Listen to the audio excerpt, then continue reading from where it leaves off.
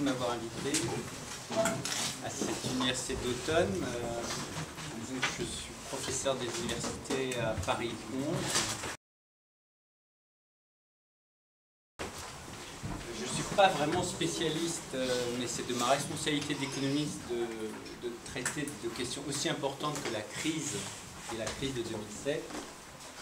Je suis plutôt un économiste spécialiste de finances publiques et d'économie des institutions. Et donc les liens évidemment entre la tradition issue de Smith puis la tradition autrichienne et l'importance que les accords des institutions dans la création de richesse expliquent mon intérêt pour ce courant de pensée. Donc Cécile m'a donné comme mission de faire un retour sur la crise et sur les politiques qui ont été mises en œuvre.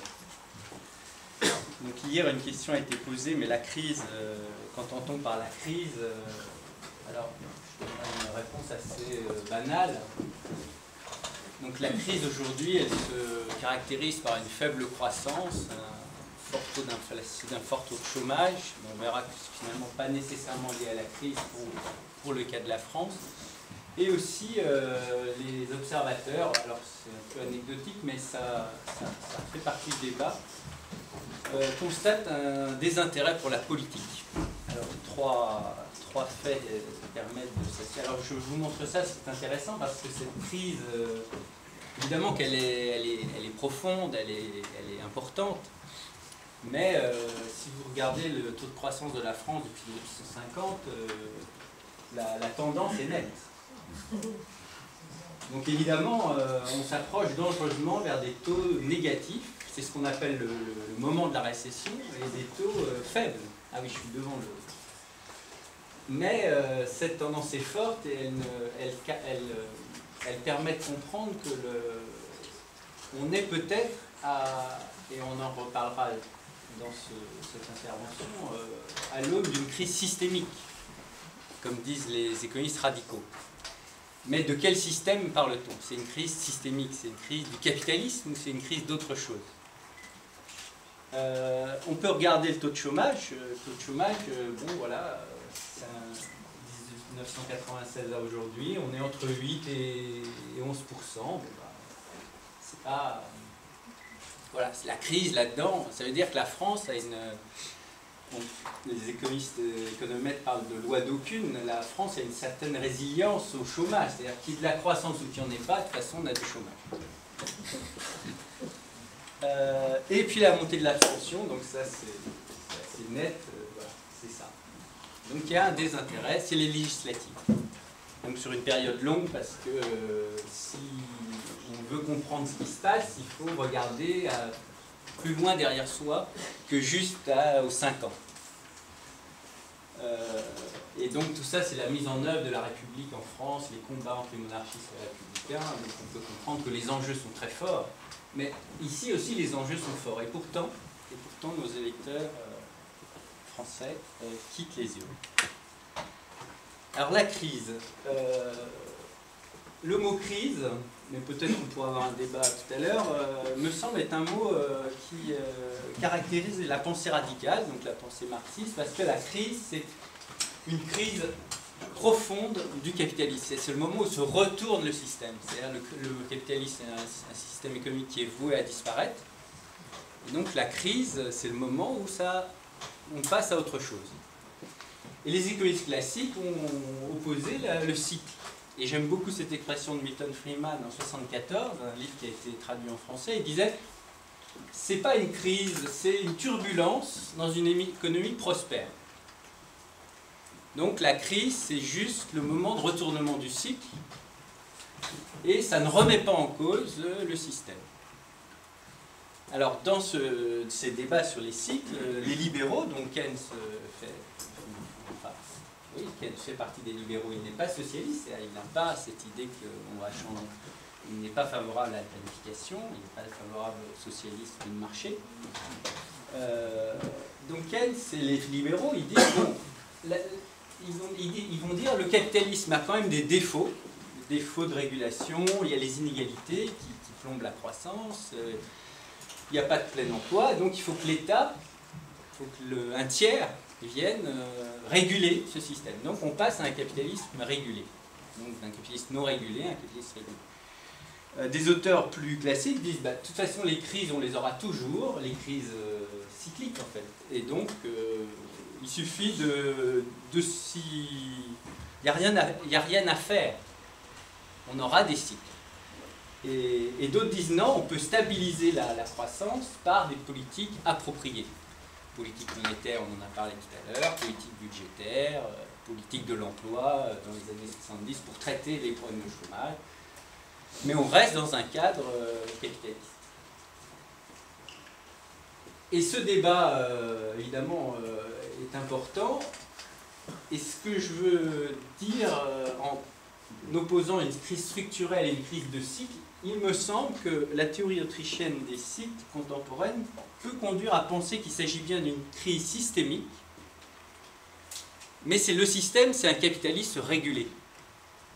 Donc on a bien une crise systémique, mais pas du capitalisme que l'on a théorisé au XIXe siècle, mais du capitalisme qui a été contraint parce que les radicaux appellent le chronicapitalisme, le capitalisme de connivence, donc des banques et des États qui s'entendent pour capter la rente, donc pour s'enrichir, mais au détriment du grand nombre.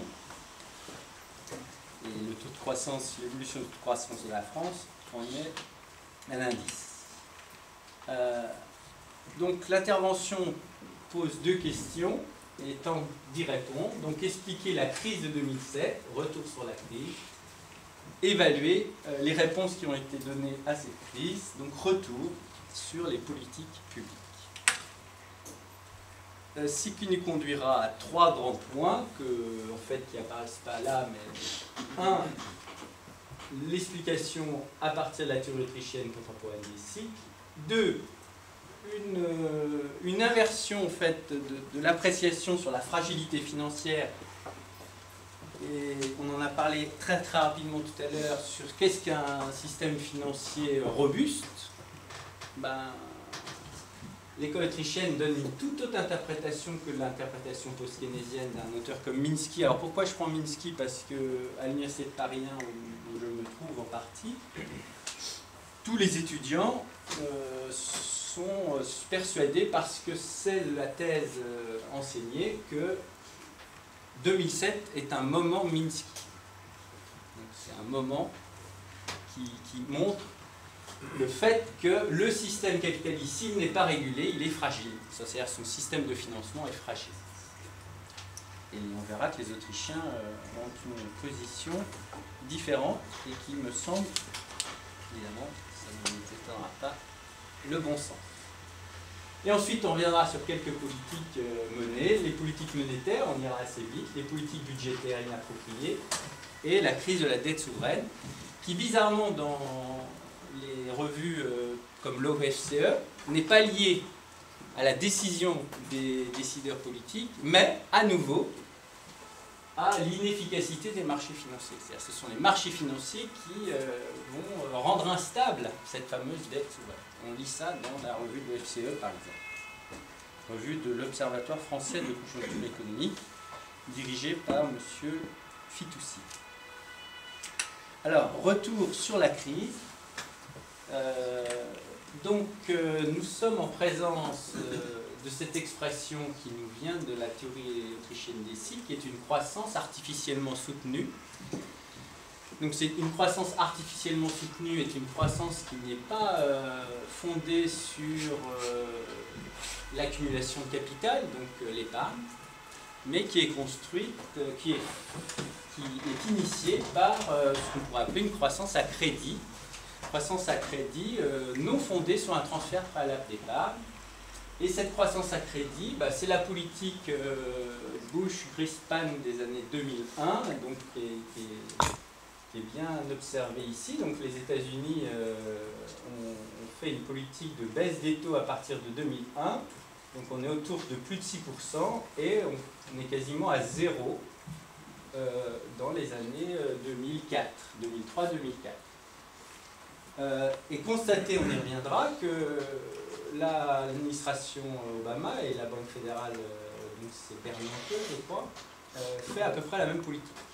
Donc, ce sera un des paradoxes, c'est que si, comme la théorie autrichienne des cycles et d'autres économistes d'ailleurs, estiment que nous sommes en présence d'une crise qui est une crise de surliquidité, c'est-à-dire qu'il y a eu trop d'octroi de crédit, c'est un peu bizarre de traiter une crise où il y a trop de liquidité par plus de liquidité. Mais c'est un peu le paradoxe. Et dans ça, donc, c'est un peu notre indicateur de politique monétaire pour les États-Unis. Alors, cette politique, elle va conduire à de fausses anticipations qui vont conduire les investisseurs à croire qu'il y a une demande future et à donc anticiper une demande, mettre en œuvre des plans de production qui ne vont pas trouver de débouchés au moment où ils vont être mis en œuvre.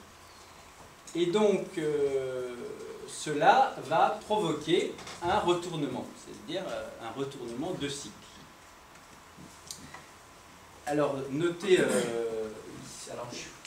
les tensions inflationnistes que l'on observe dans les années 2003-2004, qui vont être un peu à l'origine de la décision du banquier central américain de modifier sa politique des taux, puisque en 2004, la Banque centrale décide de réajuster ses taux à la hausse. Réajustement des taux à la hausse qui va provoquer les défauts de paiement qui vont être à l'origine de la crise. Alors avant cette crise, on a une phase de croissance.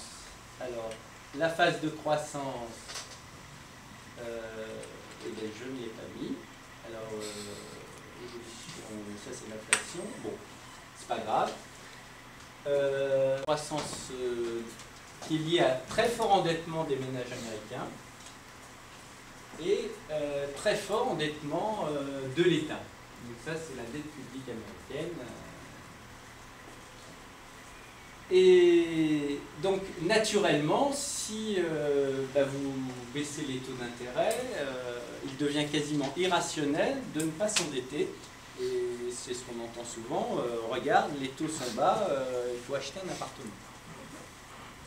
Donc les conditions d'une bulle financière, d'une bulle immobilière sont réunies. Et ils sont d'autant plus réunis qu'à un moment donné, pour limiter les tensions inflationnistes, eh bien, le banquier central hausse ses taux d'intérêt, ce qui approfondit la discoordination intertemporelle des agents, c'est-à-dire comme le taux d'intérêt est une variable qui signale les préférences temporelles des agents, donc soit ils préfèrent consommer tout de suite, soit ils préfèrent consommer dans le futur. Comme le taux d'intérêt n'est plus du tout connecté au volume d'épargne, il ne révèle plus cette information et les agents n'ont plus d'informations sur ce qu'il faut produire maintenant et ce qu'il faut produire demain.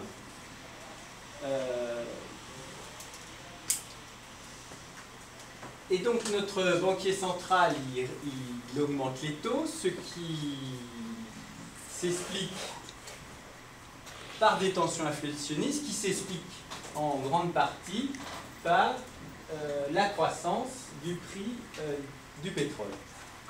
Et certains observateurs constatent que les grandes crises aux États-Unis sont toujours liées à une forte croissance du prix du pétrole. Donc le prix du pétrole, en ce sens, n'est pas une variable décisive dans l'explication, mais elle est comme l'allumette, c'est-à-dire elle met le feu.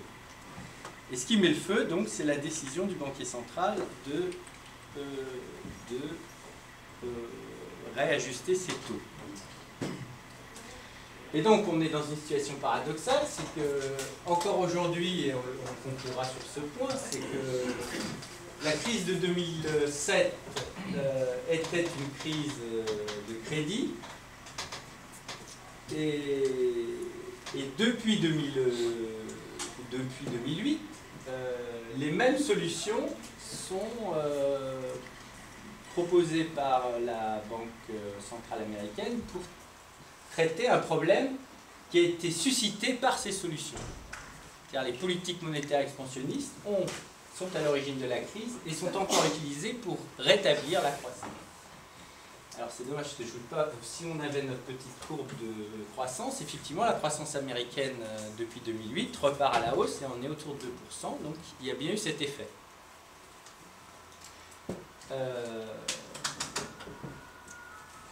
Donc ça c'est le schéma général. Alors l'autre message, donc on est en présence d'une crise qui est liée à la politique monétaire. Ça, c'est l'origine de la crise. Si vous regardez du côté des post-keynésiens, Minsky en particulier, donc, qui a été traduit en 82 en français et réédité en 2013, ce qui n'est pas un hasard, puisque beaucoup de personnes estiment que c'est une bonne explication de la crise de 2007. Et ça donne l'occasion de discuter cette thèse, en fait, donne l'occasion de présenter quelques résultats de l'école autrichienne et de mettre en œuvre les prédictions de principe de ce courant pour rendre compte de la réalité. Donc la crise, pour Minsky, est une crise de la fragilité financière du capitalisme.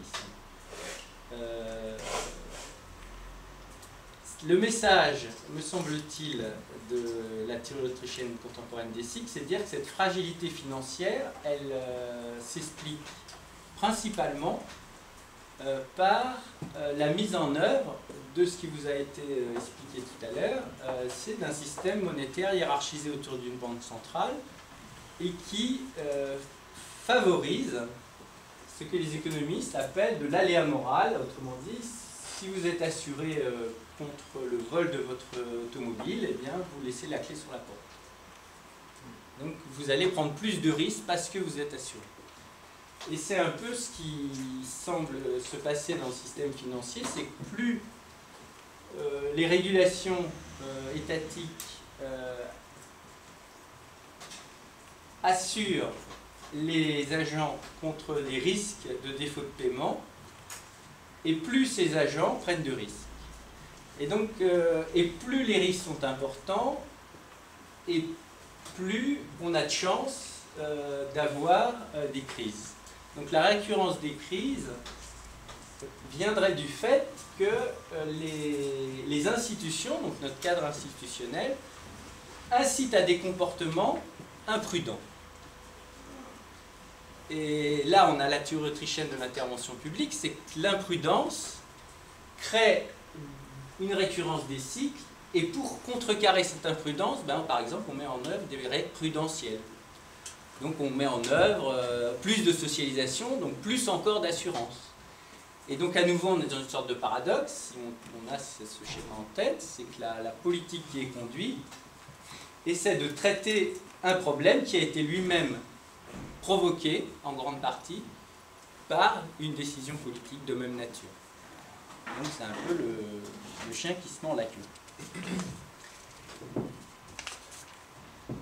Alors, donc l'hypothèse de Minsky est la suivante, c'est que le capitalisme est par nature défaillant parce que son système financier est fragile et que cette fragilité du financement des investissements conduit à une fragilité économique, c'est-à-dire la sphère financière aura des effets négatifs sur la sphère réelle.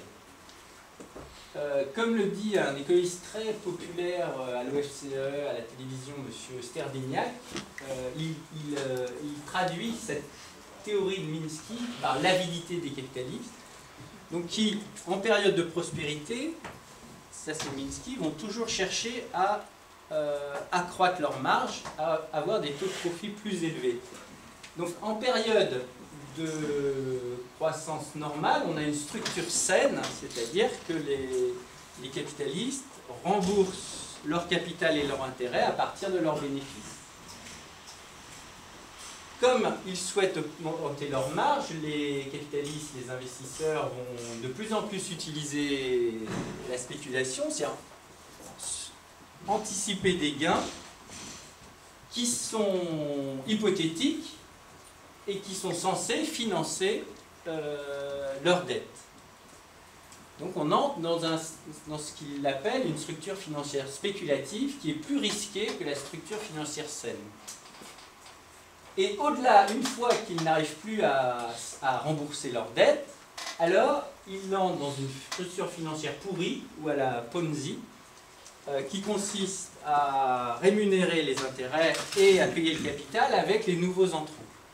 Donc on a une pyramide de dettes qui fragilise considérablement le système.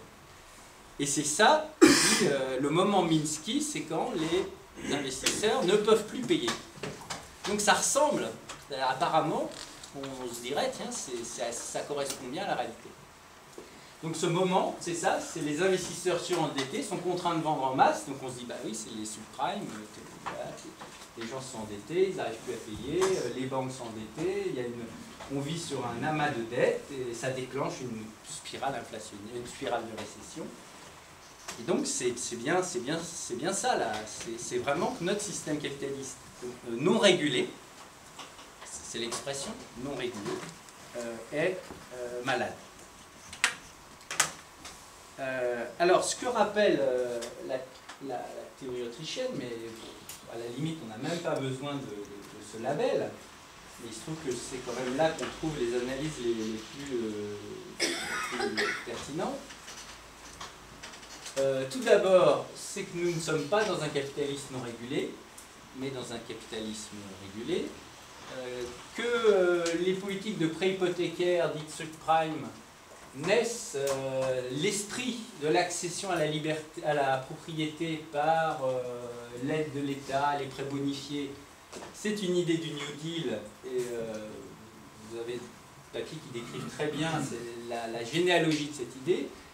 Et donc nos politiques de prêts hypothécaires qui ont tendance à être des prêts pourris, donc qui ne sont pas solvables, et qui font prendre un risque considérable au système financier, eh bien, il n'est pas relié à un capitalisme non régulé.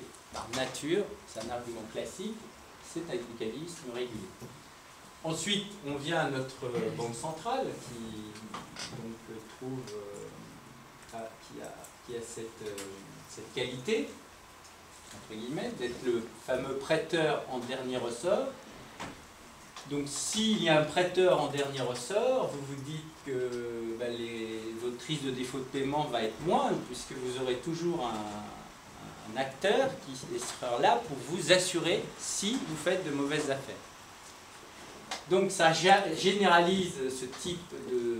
Et d'ailleurs c'est fait pour ça, puisque on soutient, c'est bien ça, on soutient la croissance, la création de richesse par le crédit facile. Donc c'est consubstantiel au modèle. Et pour limiter les risques, eh bien on va encadrer cette politique par un système de banque centrale.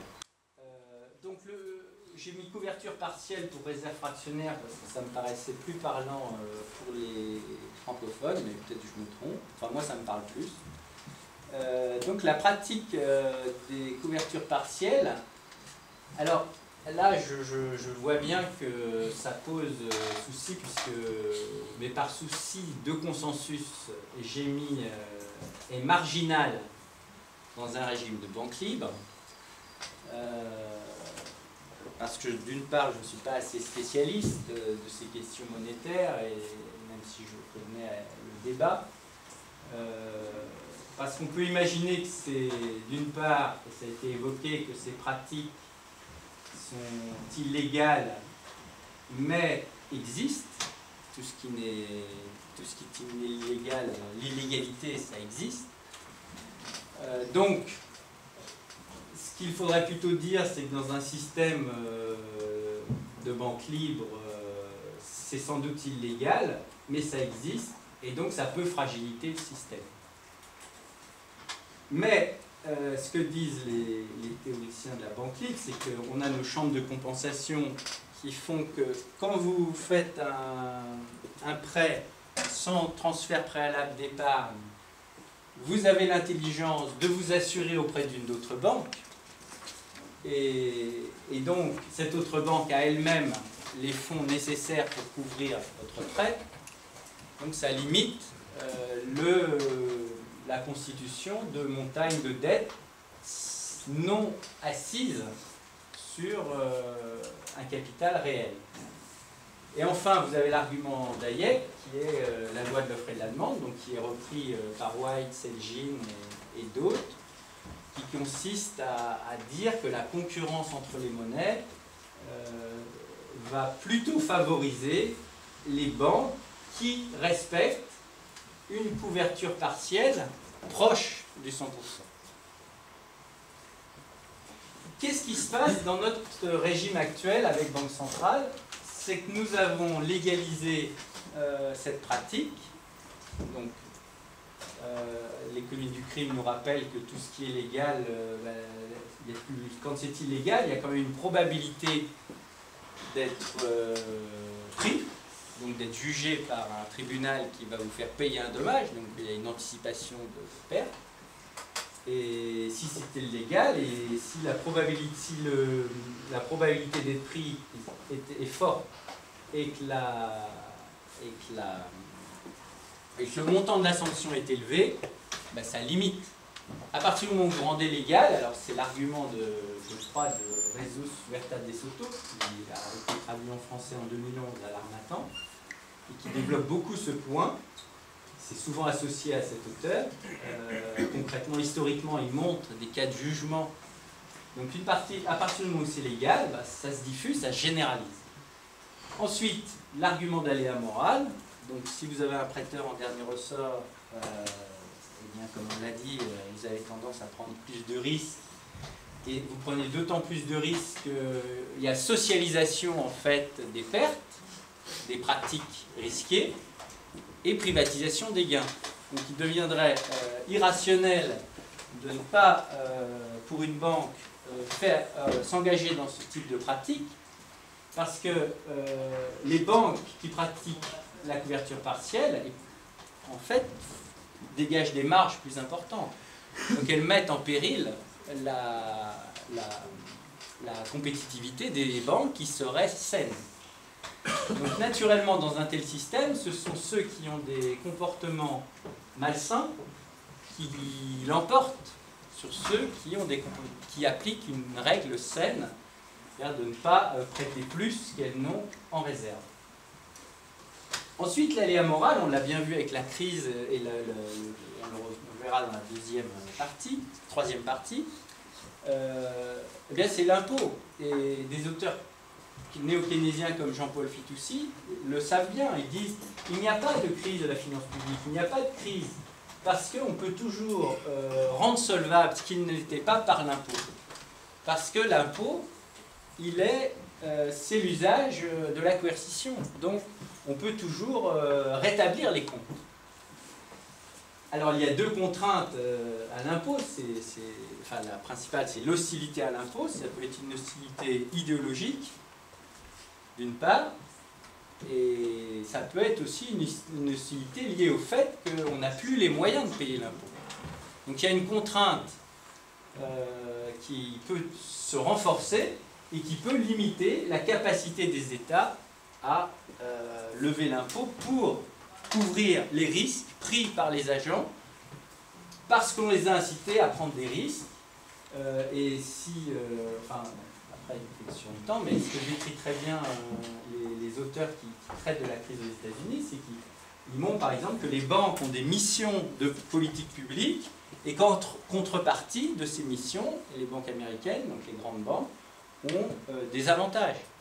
Donc on est bien dans une forme de connivence que l'école des choix publics, c'est Buchanan, c'est une école proche, hein, une des plus proches de l'école autrichienne, a théorisé sous l'appellation modèle de rente, par opposition à modèle de recherche de profit. Et enfin, il y a les mécanismes de cours légaux et de cours forcés qui en fait empêchent le mécanisme, on en a parlé tout à l'heure, d'offre et de demande de fonctionner. Donc, ça veut dire qu'il existe de l'aléa moral, il existe des comportements de couverture partielle, et il existe, aujourd'hui on en a parlé, de la concurrence entre les monnaies, Mais ces mécanismes sont beaucoup moins performants que dans un système où on respecterait les règles du marché, donc les droits de propriété. Alors, force est de constater que les politiques qui ont été conduites ne s'inspirent pas du diagnostic posé par la théorie autrichienne contemporaine des cycles. Et dans de nombreux domaines, je vous ai dit que j'étais plutôt spécialiste des finances publiques, les économistes pointent les défaillances de l'économie de marché. Après, il y a toute une discussion, et les Autrichiens, là, ont aussi un apport extrêmement important sur la définition de l'économie de marché. Mais donc ces défaillances de l'économie de marché incitent à réguler le capitalisme. Et si vous avez en tête que nous sommes en présence d'une crise du capitalisme régulé, il est logique d'en conclure que les politiques qui vont renforcer la régulation sont inadaptées, inappropriées, et de fait, les résultats de ces politiques, et on le verra, on l'a vu pour la France par exemple, qui s'enfonce dans des taux de croissance quasi nuls, de négatif à quasi nul. Et si vous voyez l'INSEE se félicite que nous avons un taux de 0,1 au deuxième trimestre, et que ça ne s'est pas vu depuis 2007 ou 2008, je sais plus, enfin, l'annonce, la petite un quart est quand même très intéressante. Donc, voilà ces politiques. Alors ces politiques, et si on reprend la revue française de conjoncture économique, si on reprend la revue économique, si on reprend la revue d'économie politique, qui ont quand même consacré des numéros entiers sur la gestion de la crise. Donc quelle politique mène en œuvre, d'une part pour sortir la France de la crise, pour rétablir la croissance, et quelle politique pour prévenir les crises. Eh bien, vous constatez que, en grande majorité, le diagnostic est post-keynésien. C'est-à-dire, on est bien face à une crise du capitalisme non régulé, qui se lie. Alors ça, c'est un autre point assez intéressant pour comprendre la transition, qui est liée en fait à la crise de ce qu'ils appellent le modèle néolibéral. Et là encore, c'est une inversion de la réalité, puisque la réalité, c'est que nous ne sommes pas dans un modèle néolibéral, puisque nous sommes dans un capitalisme régulé. Donc c'est compliqué de comprendre ce qui est écrit par une partie des économistes professionnels. Alors si on suit la théorie autrichienne, voilà ce que pourraient être les solutions. Donc je reprends les grandes lignes du chapitre 9 de l'ouvrage de Huerta de Soto, que je vous conseille de lire et de regarder sur YouTube, parce qu'il a une vraie politique de diffusion, de généralisation de ses travaux et des travaux plus généralement de ce courant. Donc il dit, parce que lui, il est plutôt, comme Guido, réserve fractionnaire, enfin coefficient à 100%, il faut démanteler les banques centrales et remettre en place un système état-loi. Dans les grandes lignes, c'est le programme. Alors, ce n'est pas ce qui a été mis en œuvre. Ce qui a été mis en œuvre, c'est ce qu'on lit dans la revue de l'OFCE, la revue économique, la revue d'économie politique, et sans doute d'autres revues, mais j'ai pris les revues francophones parce que ce sera parfait. Enfin, ce sera presque tout. Parce que nous n'avons pas, parce que nous sommes en France et que les élites françaises s'inspirent des élites économiques françaises. Donc, quand vous avez un conseiller économique, par exemple, on a nommé M. Moscovici, a nommé Jean-Olivier Ayrault, professeur d'économie à Paris 1, comme son conseiller économique, donc celui qui va mettre en œuvre les politiques de demain. Donc c'est un macroéconomiste néo-keynésien, tout à fait respectable. Donc c'est lui qui inspire la politique. Donc il y a toujours un lien entre les modèles mentaux des agents et les politiques engagées. Donc quels sont les modèles mentaux des agents? Eh bien, ils sont construits sur l'hypothèse que le marché est défaillant, qu'il faut sauver les banques, qu'il faut les recapitaliser, qu'il faut mettre en œuvre des politiques expansionnistes comme la baisse des taux d'intérêt, donc on le lit encore en 2012, en 2013, peut-être en 2014.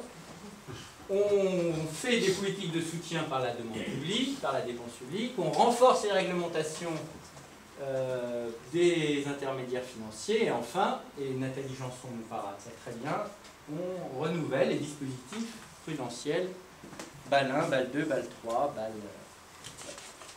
Alors, donc les conséquences probables de ces politiques. Donc je laisse Nathalie traiter des logiques de contournement et les problèmes de distorsion que toute réglementation provoque sur les agents. Parce que ça c'est transcourant, une règle c'est une institution c'est un système incitatif et ça incite à quoi faire. Bah, si ça vous fait supporter trop de coûts, eh bien une règle modifie vos comportements et vous contournez la règle et donc les résultats attendus par le législateur ne sont jamais ceux qu'il souhaite obtenir. Donc résultat, le législateur, face à un problème qu'il a renforcé, propose une nouvelle loi, etc. Donc ça c'est la théorie évolutionniste de la réglementation. Ce sont les politiques, on l'a vu, menées aux États-Unis, vous avez vu, c'est zéro. Donc Mises et la théorie autrichienne va dire c'est une menace d'une crise encore plus profonde. La dépense publique, c'est une politique inappropriée, je vais vous montrer pourquoi. Et l'endettement. Donc je n'aurai peut-être pas complètement le temps de tout faire. Donc les politiques de bateau se posent dans la littérature actuelle un problème. Donc ça c'est le diagnostic qui est le nôtre. Le nôtre au sens si vous êtes convaincu des arguments avancés par la théorie autrichienne des cycles. Ce qui se passe, c'est que si vous avez compris que c'est l'ajustement des taux à la hausse qui provoque la crise, on se dit, bah, le banquier central apprentissage social, et il ne veut plus augmenter ses taux. Donc il dit, moi c'est fini, je ne les augmente plus, donc il n'y aura pas de basculement. Et c'est ce qu'on appelle la japonisation des esprits, parce que le Japon, semble-t-il, a fait cette politique depuis les années 90. Alors, est-ce que j'ai mis le... Non, enfin, si vous voulez, j'ai écrit un papier à l'occasion de cette communication. Alors, la japonisation des esprits, c'est d'avoir une politique de taux quasi nulle sur 20 ans. Et il semblerait que ce soit peut-être un modèle pour les États-Unis, puisque les États-Unis font ce type de politique. Alors, ça veut dire qu'on bloque le réajustement des taux à la hausse. Ça provoque un risque de stagflation, ça provoque un risque de crise encore plus profond, parce que finalement la hausse des taux n'est pas mauvaise en soi, puisque la hausse des taux, ça permet d'éviter que l'on prolonge la période dans laquelle l'économie est en discoordination intertemporelle, c'est-à-dire que ça évite d'installer un niveau de taux d'intérêt faux. Donc il conduit à des anticipations erronées. Donc c'est pas mauvais en soi de rétablir les taux. C'est même souhaitable. Donc si on ne le fait pas, on peut, sans être pessimiste et en toute logique, si on ne se trompe pas, s'attendre à une crise encore plus profonde. Et cette crise encore plus profonde, c'est peut-être notre fameuse crise systémique du capitalisme régulé. Donc qui peut déboucher sur quoi? Vaste question. Les politiques de dépenses publiques, j'ai une minute, une. Alors, les politiques de dépenses publiques, alors, bon, c'est un débat, donc, mais dans la théorie qui est la mienne, qui concilie l'existence de défaillance du marché, parce qu'il n'y a pas de raison qu'une institution soit parfaite, mais des défaillances, donc il faudrait discuter de leur nature, et les défaillances de l'État.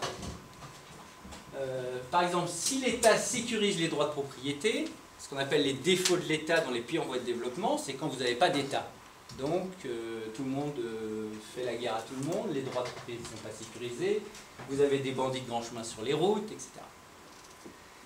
Donc ça, c'est un peu l'idée de Weingast, qui est un théoricien néo-nationaliste, c'est que les droits de propriété doivent être sécurisés, mais au-delà d'un certain niveau de dépenses, c'est-à-dire quand l'État sort de ses prérogatives de sécurisation des droits, il commence à faire de la redistribution, commence à faire de la suréducation, des politiques d'environnement sans conséquence ni sur l'environnement, ni sur la croissance, des politiques agricoles de soutien.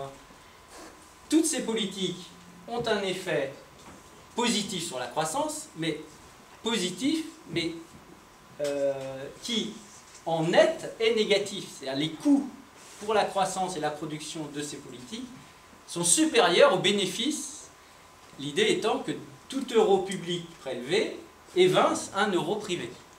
Et les théoriciens autrichiens pensent que si on évince un euro privé, on évince aussi un mécanisme d'affectation de ces richesses qui est plus performant que le mécanisme public, puisque d'un côté vous avez l'autorité parlementaire, c'est lui qui affecte les euros, et de l'autre c'est le système des prix, mécanisme décentralisé par les prix.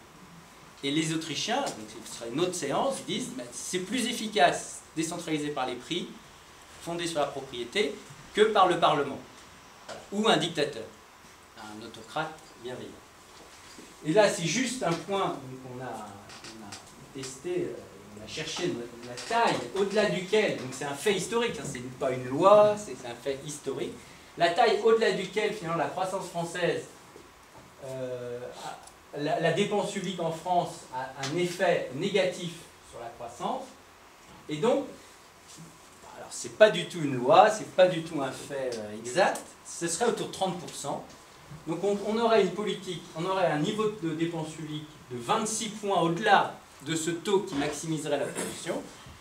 Le programme, évidemment, c'est réduire de 26 points. Bon, c'est pas exact, mais c'est une idée. Mais ce fait stylisé montre bien que la dépense publique a tendance à croître de plus en plus et notre taux de croissance, on l'a vu, a décroître. Donc il y a une relation non linéaire entre les deux. Et donc quand le gouvernement Fillon et le gouvernement actuel disent on va résoudre la crise par les dépenses publiques, si on avait un niveau de dépenses publiques de 10%, à la limite, ce serait crédible. Mais quand on a un niveau de dépenses publiques de 56 et plus %, c'est pas crédible du tout. Et donc je crois que j'ai... Alors la crise de la dette, je voulais juste vous dire. Donc d'une part, j'ai été très surpris de voir que l'OFCE, c'est pas lié au choix politique, mais que c'est lié au marché financier. Il n'y a pas de crise de la dette souveraine, notamment parce que l'État peut toujours prélever l'impôt, ce qui n'est pas faux. Ce qui n'est pas faux, mais on sait qu'il y a des contraintes quand même. Il y a de l'hostilité à l'impôt. Je voulais juste vous montrer que la crise de la dette, effectivement, n'est pas liée forcément à la crise de 2007, parce que ça commence dans les années 80. C'est bien connu. Et ce que vous voyez, c'est qu'on est quasiment, avec les taux actuels, dans une période de guerre. La dette, c'est quelque chose qui souvent est lié à la guerre. Souvent d'ailleurs, on lie le régime monétaire à la guerre, parce que les États ont besoin d'argent pour financer la guerre. Et ça a sans doute été un des facteurs les plus importants pour rendre compte de l'évolution des régimes monétaires dont on a parlé tout à l'heure. Donc la conclusion, je la laisserai à Mises, par hommage à Mises. Donc, toutes les politiques conduites restent dans un modèle de croissance artificielle. Donc plus ce modèle est entretenu, et plus la récession qui s'ensuit va être longue et intense. Et donc le message, et évidemment c'est un risque parce qu'on n'est pas dans l'avenir, le message c'est quand même le pessimisme. Et le seul moyen, et on en parlait hier, parce que les économistes travaillent sur la transformation des politiques, la transformation sociale, c'est... Donc il y a ceux qui ont une stratégie de changement des mentalités, et de l'ensemble de la population, et ceux qui ont une stratégie de changement des mentalités uniquement de l'élite. Il est sans doute plus productif de modifier les modèles mentaux des élites, et donc des économistes qui conseillent les ministres, que de modifier les modèles mentaux de l'ensemble de la population française. Voilà.